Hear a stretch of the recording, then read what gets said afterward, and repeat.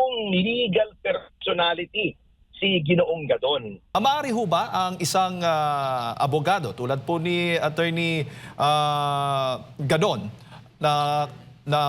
baga ni disbarred lawyer Gadon maghahain ng baga petisyon din na kumukontra o kumukwestiyon sa desisyon ng Supreme Court hinggil sa impeachment laban kay Vice President Sara Duterte?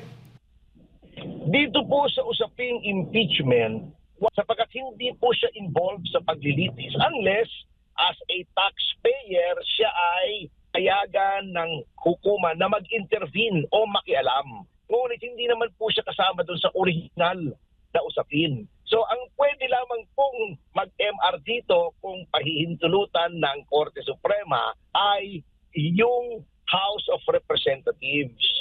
Sa ngayon, sapagkat sila po ang apektado noong ruling. They are the ones who are affected by the so-called avails of the suit, yung resulta noong desisyon ng Korte Suprema.